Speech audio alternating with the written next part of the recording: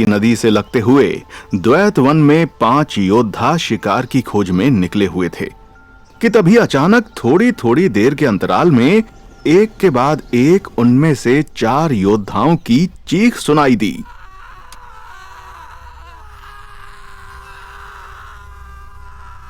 उनकी चीख सुनकर वृक्षों पर बैठे पंछी डर के मारे वहां से उड़कर आसमान में चक्कर लगाने लगे और फिर अचानक से पूरे वन में सन्नाटा छा जाता है और सुनाई देती है तो सिर्फ वन के बीचों बीच बने सरोवर के पास पड़े 4 मृत मनुष्यों की चीख। वहां दूर दूर तक उनके अलावा ना कोई आदमी था और ना कोई जानवर, लेकिन फिर भी वहां पर कोई था जो ये दृश्य देखकर हैरान था। वो था उस सरोवर के किनारे खड़े बरगद के पेड़ पर रहने वाला एक भूत और एक ब्रह्म राक्षस जो सुबह के निकले अभी अभी घूम फिर कर लौटे थे। हे ईश्वर, ये क्या गजब हुआ है आज यहां। जंगल के इस भाग में आज तक मुझे कभी कोई मनुष्य नहीं दिखा और आज जब दिखे तो वो भी मृत अवस्था में।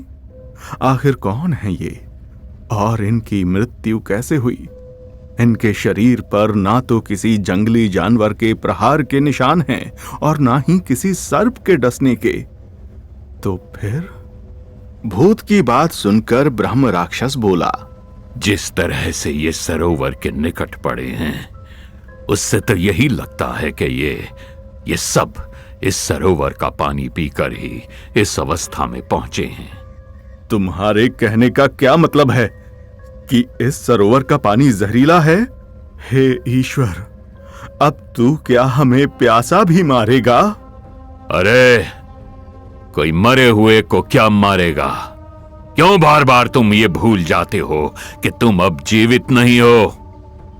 पानी की आवश्यकता शरीर को होती है, तुम्हारे जैसे भूत को नहीं। मैं बता रहा हूं तुम्हें, सिर्फ इसी कारण तुम अब तक इस संसार से छूट नहीं पाए हो। मान लो मेरी बात और कर लो स्वीकार अपनी मृत्यु को, फिर देखना कैसे अगले ही क्षण तुम्हें मुक्ति मिलती है। अच्छा, चल माना कि मैं अज्ञानी अपनी ही वजह से अब तक यहां पर अटका हूं, लेकिन तुम्हारा क्या? तुम तो सब जानते हो, फिर तुम अब तक मुक्त क्यों नहीं हुए? इसका भी एक कारण है। कुछ प्रश्न हैं मन में जो मेरी मुक्ति को रोक रहे हैं। जब तक उनका उत्तर नहीं मिलेगा मैं मुक्त नहीं हो पाऊंगा। भला इस घने जंगल में तुम्हारे प्रश्नों के उत्तर तुम्हें कौन देगा? जाओ जाओ, किसी ज्ञानी के पास जाओ। किसी के जख्मों पर कैसे नमक छिड़का जाता है कोई तुमसे पूछे। क्या तुम जानते नहीं, मुझे एक तांत्रिक ने इस वन में कैद कर दिया। मैं यहां से कहीं भी नहीं जा सकता, किंतु मुझे पूरा विश्वास है कि यदि मेरी प्रार्थनाओं में शक्ति है तो मुझे इसी स्थान पर मेरे प्रश्नों के उत्तर मिल जाएंगे।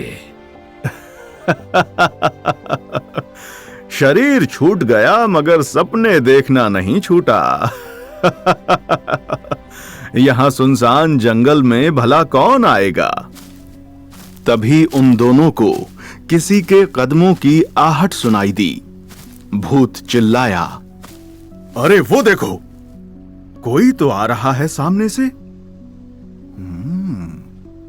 कद काठी और व्यक्तित्व से तो कोई योद्धा लग रहा है, मगर फिर इसने एक साधारण ब्राह्मण जैसे वस्त्र क्यों पहने हैं?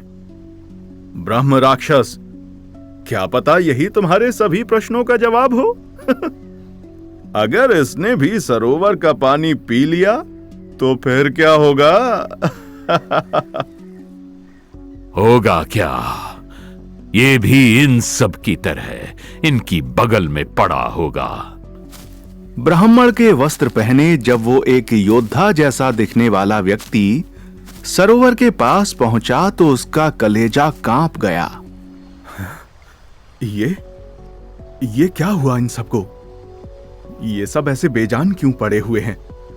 अर्जुन, नकुल, उठो और आंखें खोलो। ये तो पानी की तलाश में यहां पर आए थे।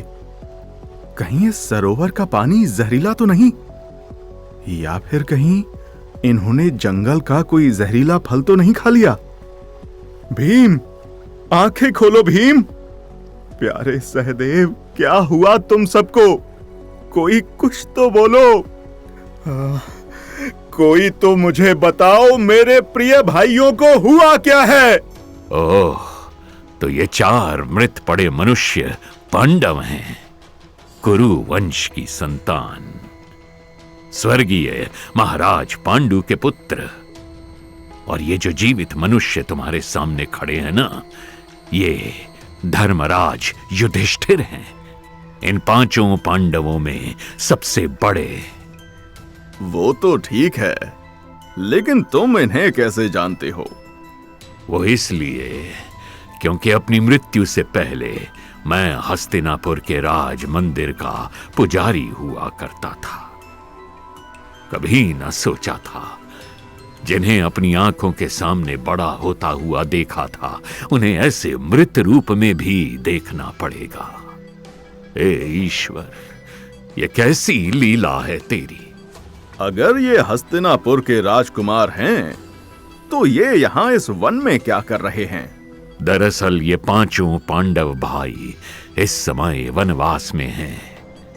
हस्तिनापुर के सम्राट धृतराष्ट्र के पुत्र कौरवों ने इन्हें जुए में हराकर इनसे इनका राजपाट, इनका वैभव, मान सम्मान सब कुछ छीन लिया था। जिस तांत्रिक ने मुझे इस जंगल में कैद किया था, उसी ने बताया था मुझे इस बारे में।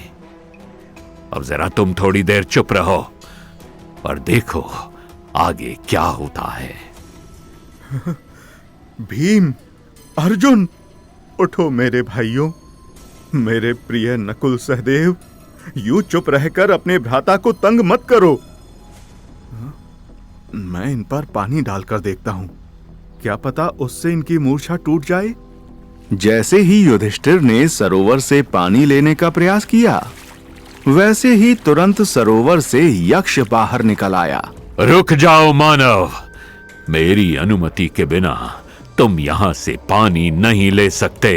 यक्ष को अचानक अपने सामने प्रकट हुआ देखकर युधिष्ठिर चौंक गया। वो यक्ष भी देखने में किसी प्रेत से कम नहीं था। अंगारे सी लाल आंखें, सूखा मलिन चेहरा, बड़े बड़े नुकीले दांत और सांप सी लपलपाती जीभ, जैसे किसी का रक्त पीने को प्यासी हो। कौन है आप? और आप क्यों मुझे सरोवर से पानी लेने के लिए मना कर रहे हैं? मैं इस सरोवर का स्वामी हूं और इन 4 मृत पड़े मनुष्यों की मौत का कारण भी। अगर तुम इस सरोवर से पानी लेना चाहते हो तो तुम्हें मेरे कुछ प्रश्नों के उत्तर देने होंगे।